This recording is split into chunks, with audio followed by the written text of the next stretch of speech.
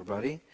I would like to thank the Oslo Freedom Forum for having me here. I'm very much humbled to speak before such a prestigious audience.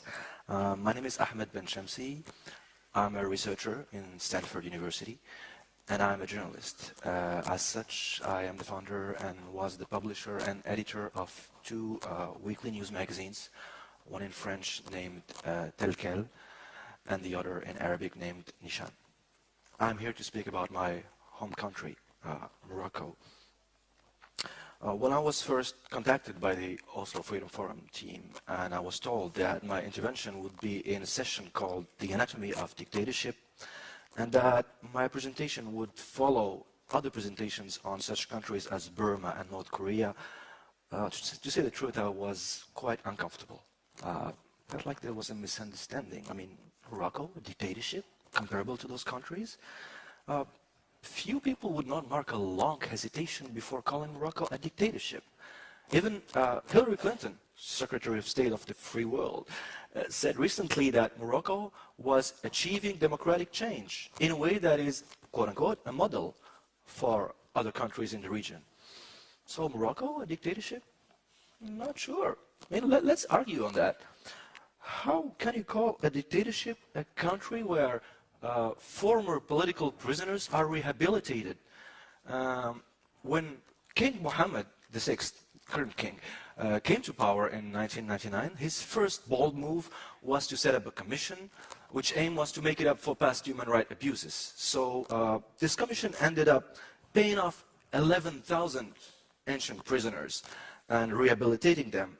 Many of them casted heartbreaking testimonies on public TV.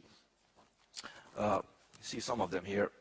That was really a strong moment. And on this other picture, we see King Mohammed embracing one of the previous victims of human rights abuses, previous victims of his father, King Hassan. So disavowing your own father and making it up to his to his mistakes doesn't really make you a dictator, does it? How can you call a dictatorship a country where elections are free?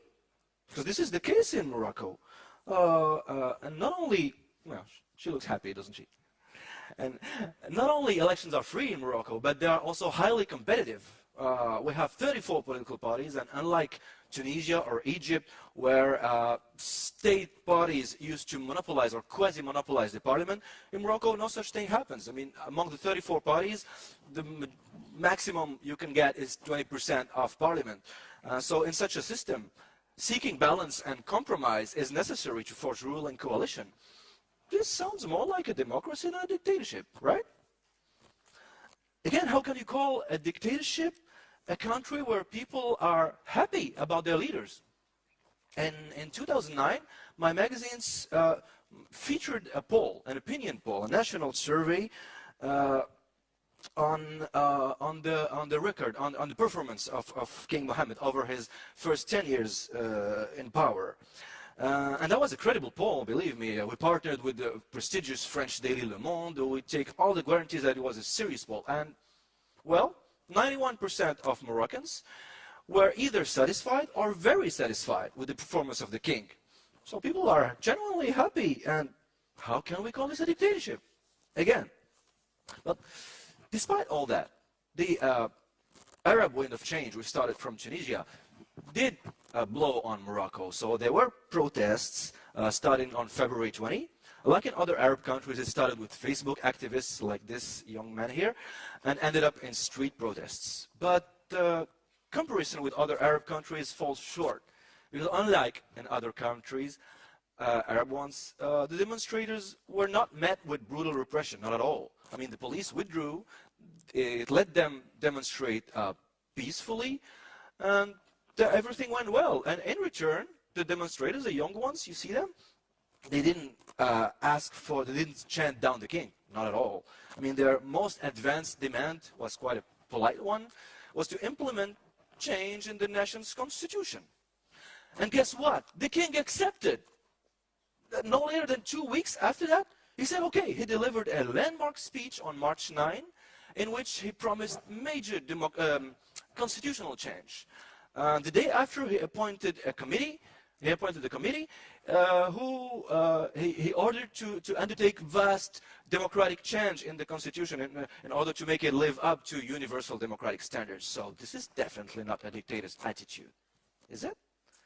So at the end of the day, it seems like Morocco's king reigns accordingly to the will of his people in a moderately democratic way, let's say it that way, and in mutual respect with his opponents. So yeah, Morocco may well be this Arab democratic exception that Mrs. Clinton so highly commends. Or maybe not. So don't get me wrong. I mean, all what I said earlier is rigorously true. All the facts I gave you are true. But here's the funny thing about Morocco. Things are never what they appear to be. Take the same facts and see them from a slightly different perspective, and then the whole picture changes. And then you can see then Morocco as, yeah, something of a dictatorship, of a subtle kind though. Okay, let's begin again from the beginning.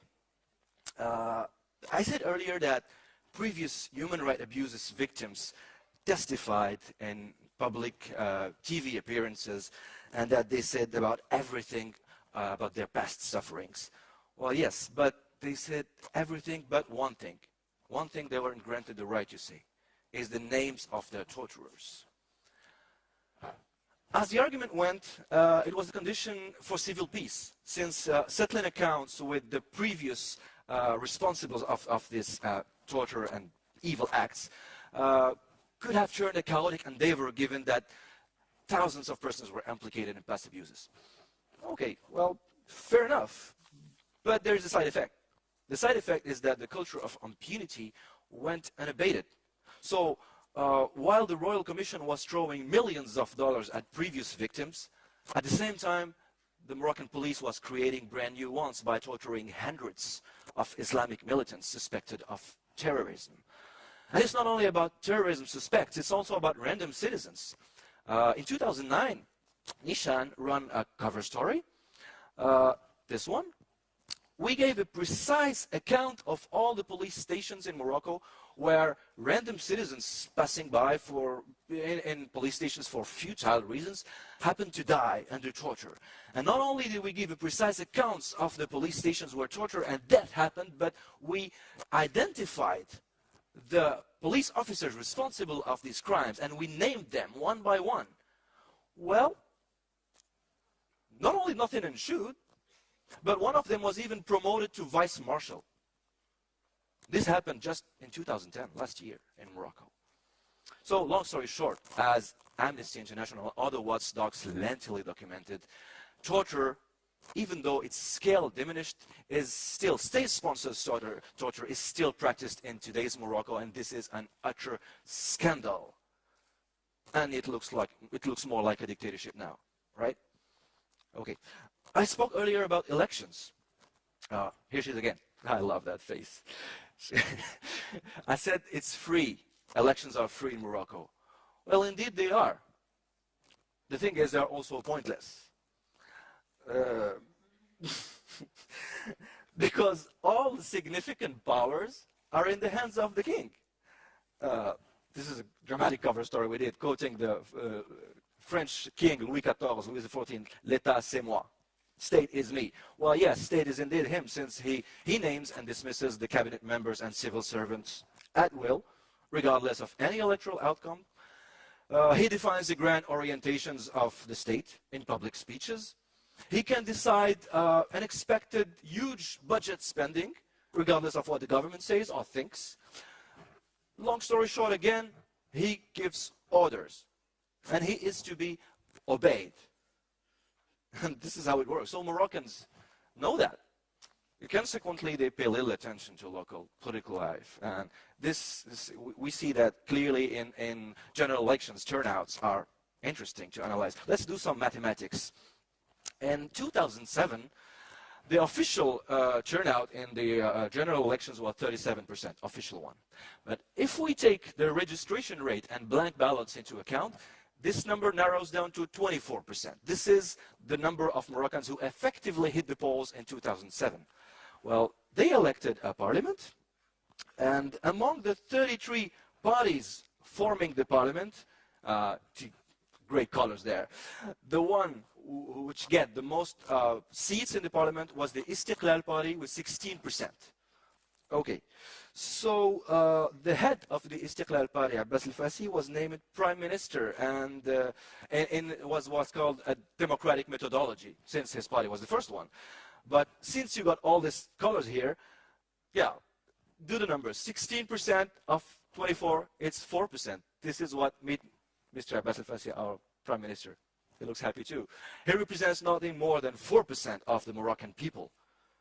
And since he needs to forge coalitions with all the other colors you saw, and since any coalition of the sort is eager to disintegrate in a snap of a royal finger, it is no wonder why this man, when he was appointed prime minister, his first declaration was, "I will obey His Majesty's orders and execute them to the letter," quote unquote. Well, yeah, he's freely elected, but what's the point if he obeys to the letter the orders of someone who is not elected? So this is free elections, but in much of a dictatorship system. I spoke earlier about the polls we did in my magazines, you know, the 91% polls. People showed 91% satisfaction over the king.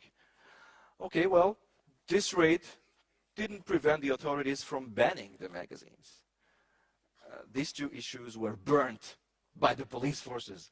Seriously, I mean, concretely, seriously, and these are the ones we featured after this censorship. Why? Because as the government spokesman said, the king is above polling because he's sacred. And this is said in the Constitution and the Allegiance Act. He's supposedly the quote-unquote representative of God on his land. So you can't argue against that, right? Well, this sacredness feature put me in trouble again in 2007 because of this cover story. This is the king, Mohammed VI, and it was a story about his achievements over 8 years of reign. And the title was borrowed from a very famous song from a popular music band in Morocco named Nesl Riwan. And the song's title was Fin Ghadi Bina Khouya, which means in Moroccan, "Where are you leading us, brother?" Well, I was sued for that. And I was interrogated during 2 days in custody in a police station because I called the king brother. And actually, I was sued for lacking due respect to the king because of this word, brother. And let me tell you an anecdote. When I was in court, the judge asked me angrily, "How dare you call His Majesty your brother?" I said, well, the late King Hassan, God bless his soul, used to say that he was the father of all Moroccans. So I guess this entitles me to respectfully call his son my brother. Well, you know what? The judge reacted just like you. I mean, he didn't applaud, but he laughed. Oh, thank you for applauding.